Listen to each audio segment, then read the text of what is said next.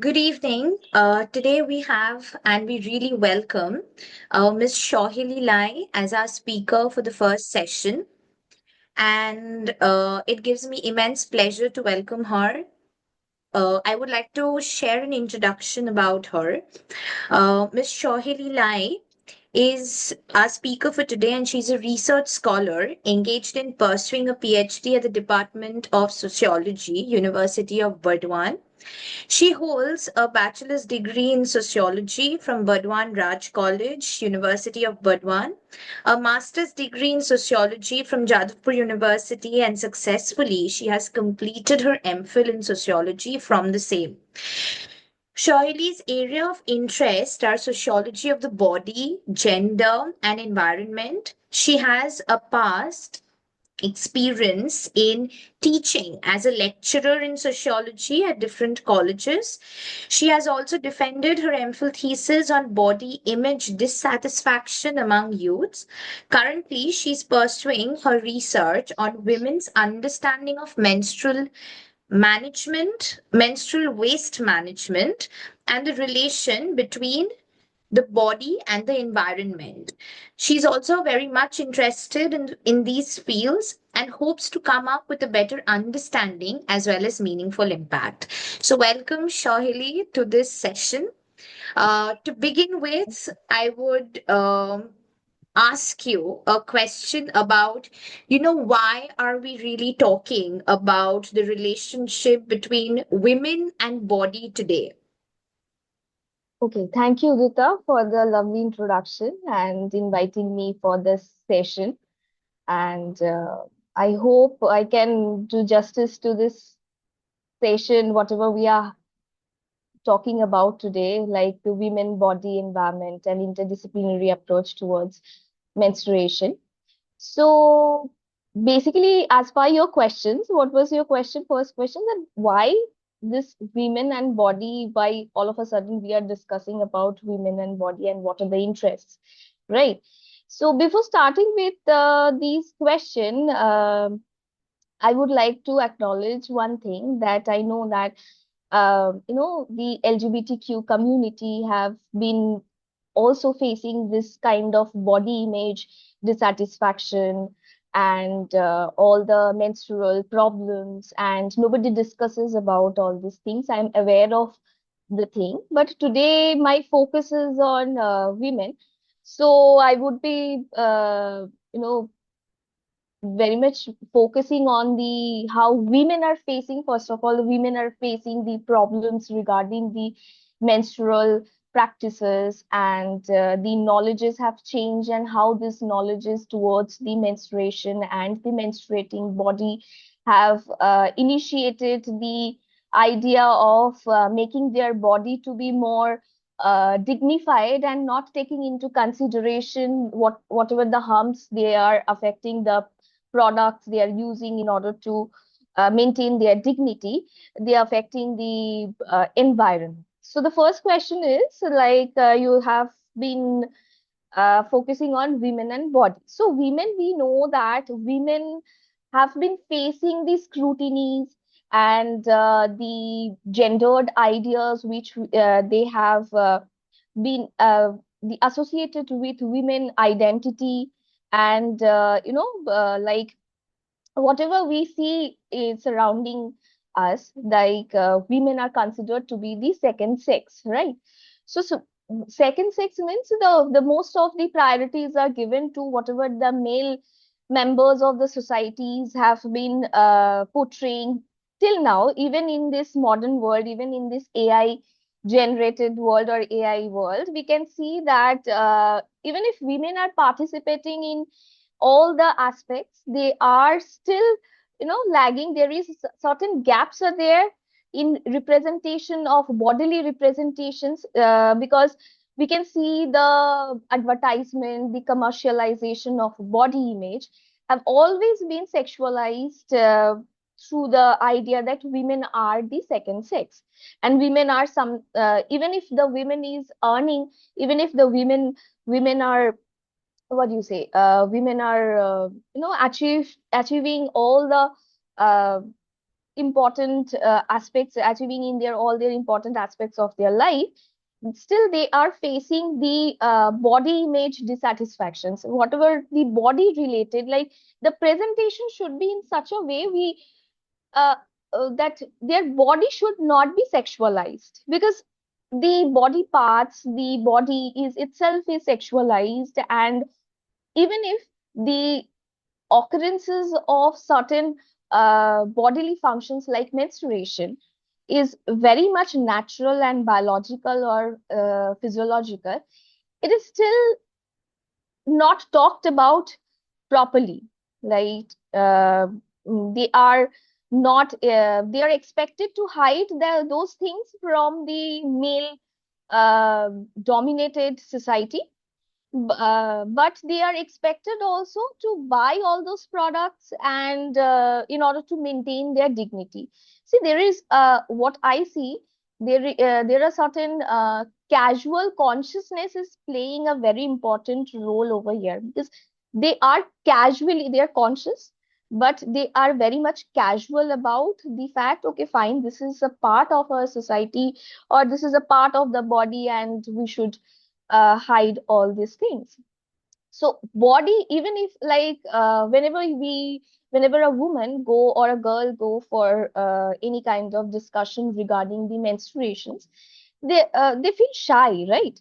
Even if it is a part of a body. So the menstruating body is also considered as still considered as a tabooed body.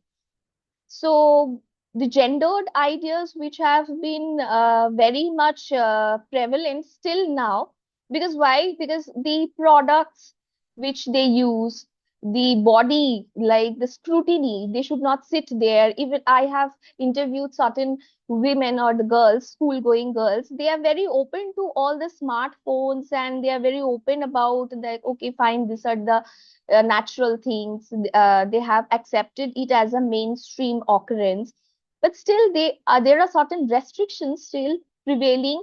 Like their parents, their mother, they are very much open to their mother and not their father. Their mother directed them not to talk about all the menstrual occurrences, because this should be hidden. This should be hidden, but you will have to talk about this, but this should be hidden. Everybody knows this, and this should be hidden. So this, again, what we can see, this has these kind of ideologies, these gendered ideologies or these socializations have also guided these women uh, regarding the product choices of the menstrual management. So these change, there are certain changes what we can see, like the products, there are certain transitions going on. If we see in the historical era, you can see that the women were expected to stay in a separate room, they were expected to in a secluded area.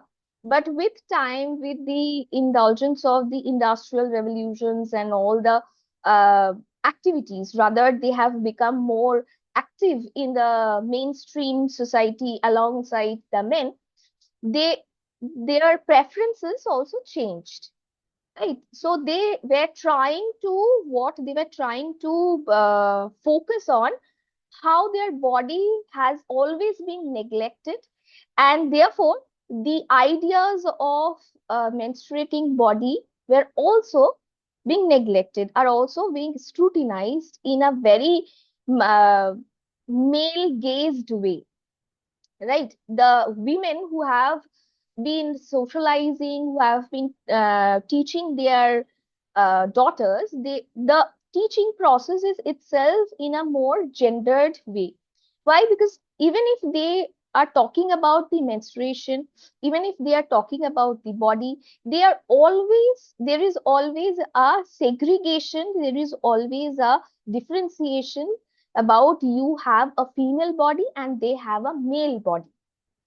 Right. So the idea of body, which was rather more private, the idea of body, which was rather more private among the women compared to the men, because the body. was if we see the pathological body or the medical body, it was about all the body, about the male body. Nobody talked about the female body. They knew that these are the segregated, these are the particular bodily structures were there, but still they did not. They felt reluctant about talking about the women body because women were considered as a they were always taken for granted, and their the body image were always, they were taken for granted, but the body image should be in such a way, they should not be sexualized, that should not be sexualized, even if it is a body like the body image. Right now we are more concerned about our body image. If you see the in a social media platform, you can see the young people are more interested in how they are being represented. So the representation is more important in the women, among the women, compared to the other gender.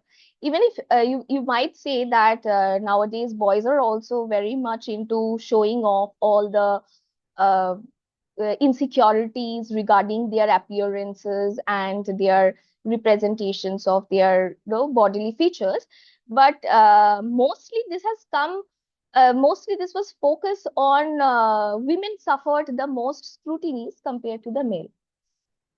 So that is why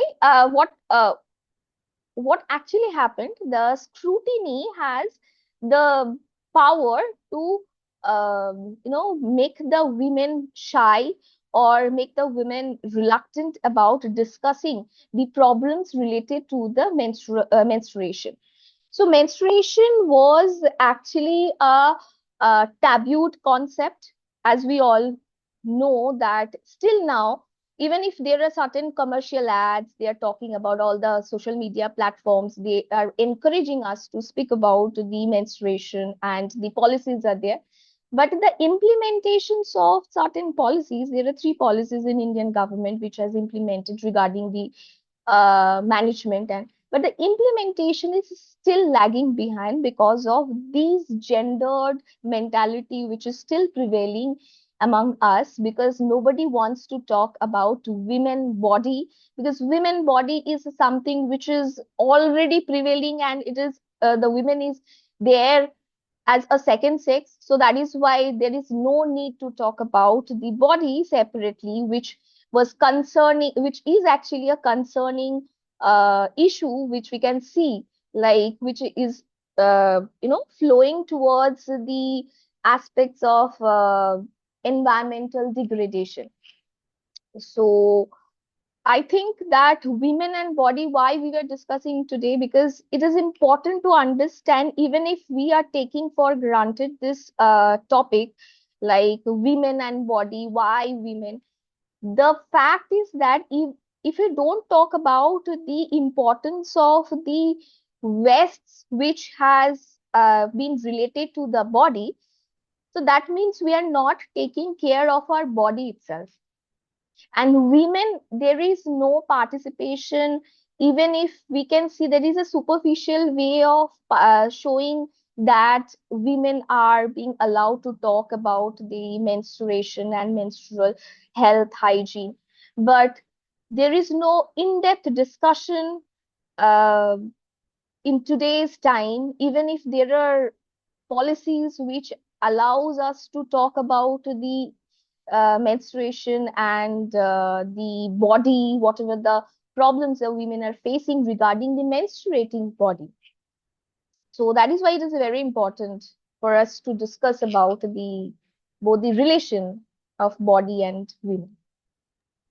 I think you've given us a very complete holistic picture of how the menstrual experiences are shaping in the current times. You talk about, I think you bring a lot to the table where you're talking about policies, you're talking about implementation of policies, you're talking about socialization, how women's bodies are perceived. You're talking about gender differences. You recognized inclusivity just at the beginning of this conversation.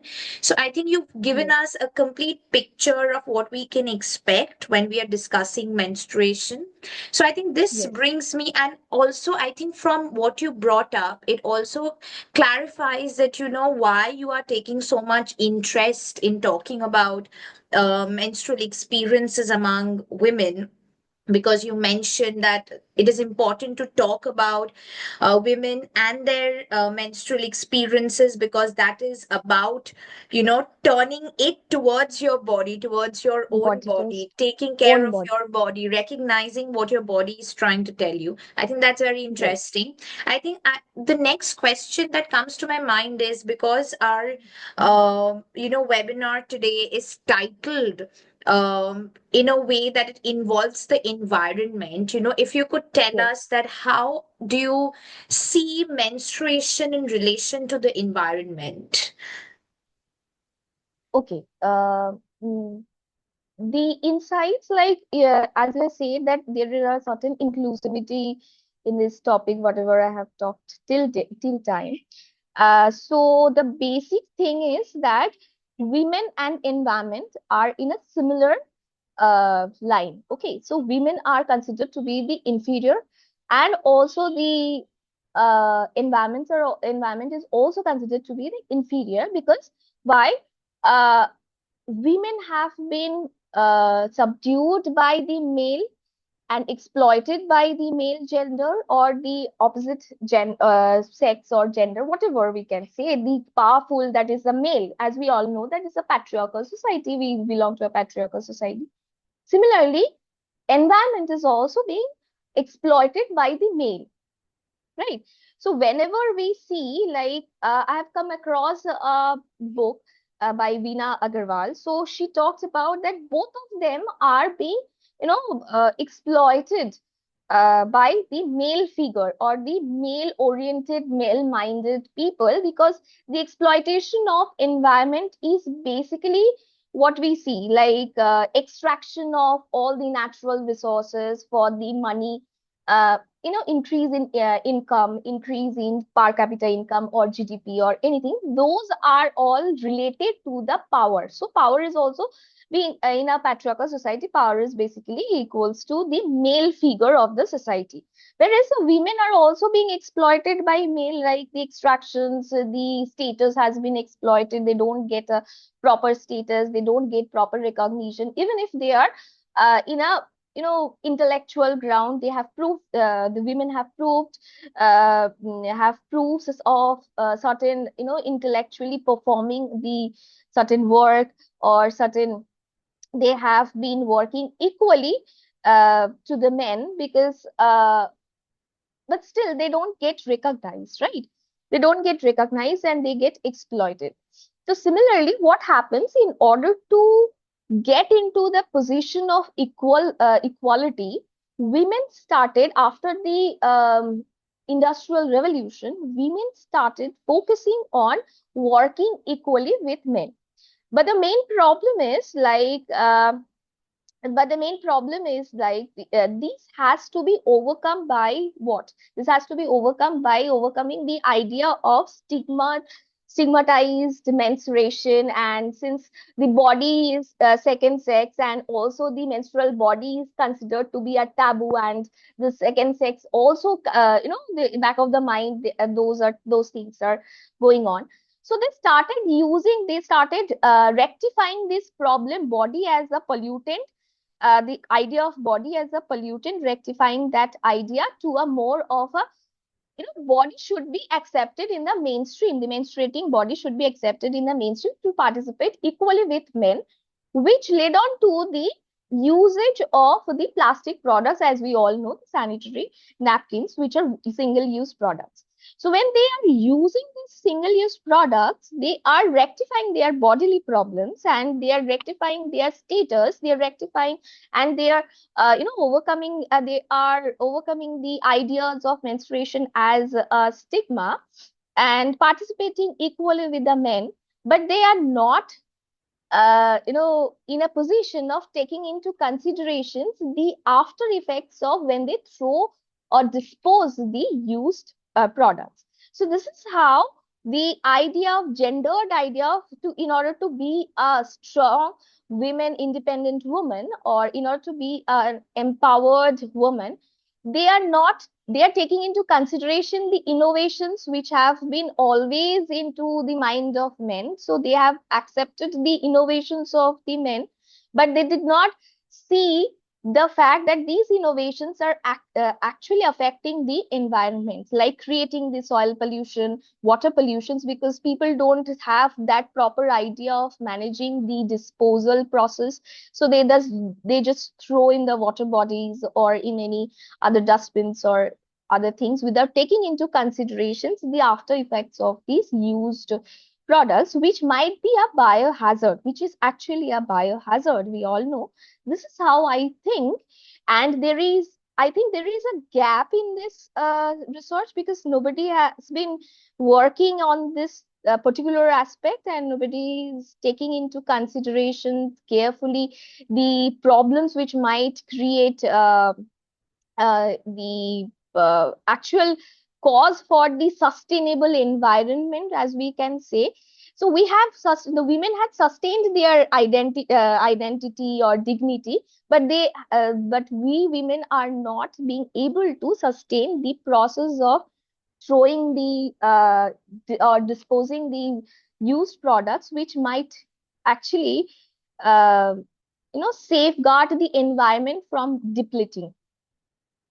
Okay, so this is what we know, that the plastic products, which is actually like the menstruation is a discharge of the blood, right? So it might be considered as it might be not, I cannot say that might, it is actually a biohazard when the used products are not being managed properly, and there is no other way. You can go back to the age old sustainable clothes, like, because that would curtail the mobility of the women, because women have struggled so much during the pre-industrial era, or during all the uh, fights they have done, or they have been participating in order to empower themselves. So they have overcome that thing, like the usages of the clothes. And because clothes, if we go back to that thing, nobody will be like, we people, the young people will not go back to the age old usages of clothes, right? Because it is not at all feasible. Maybe it's sustainable, maybe it's eco friendly, maybe it's environment friendly, but it is not actually, what it is not actually feasible for us, for the mobility, the way we can work, the processes we can see, the work processes we are indulged into. But we can have an idea, that would be my suggestion, in this, whatever gaps we can see in this discussion, like we can include the proper management, like the dahini is there. There is a machine, uh, some kind of machine which burns these one time use single use plastic products. And yes, there is also another question there can be asked, that due to the use of this dahini, uh, we have to take into consideration the smokes whichever that is emitting from that. So basically what happens, we have to take into consideration, or we have to keep in mind, that there should be a proper education regarding the disposal of these um, used menstrual products, and government should also help us in understanding through the encouragement of the researches which we students or we researchers are involved into. So government should also encourage the other projects in order to make women and the girls of the schools aware of the process of disposals. I think that was a very Mm, inclusive and collaborative approach, because now we also, in addition to the different mm, factors that shape, yes, the ideas about menstruation or a menstruating body, we now have a different lens of the environment and how the political sector, the government are involved in, playing that role, and, the different kinds of should play menstrual, rather. yes, Yes, yes. the different kinds of menstrual products that you've mentioned, and how you've compared the plastic to the cloth. I think that brings a very interesting perspective to the forefront. I think this particular video can be a really gold mine of knowledge for anyone who's interested in menstrual management, and in talking about how menstrual waste is particularly managed, and what are the roles of the different uh, players or factors that come into shaping these roles. And I think I would like to thank you for sharing your insights and bringing forth such an interesting discussion. And it will be live on YouTube, the video, for anyone who's interested in, taking up research on menstruation can definitely use this video later on for reference. So thank you, Shohili, for joining us, and we hope you have a great the rest of your evening, and good luck with your research as well. Thank you, Udita, for inviting and letting me speak my mind. Rather, this is an ongoing process. We can say there are certain other ways, there might be certain other ways also. People might, I don't know, but I might help them to, come up with new other gaps in this kind of research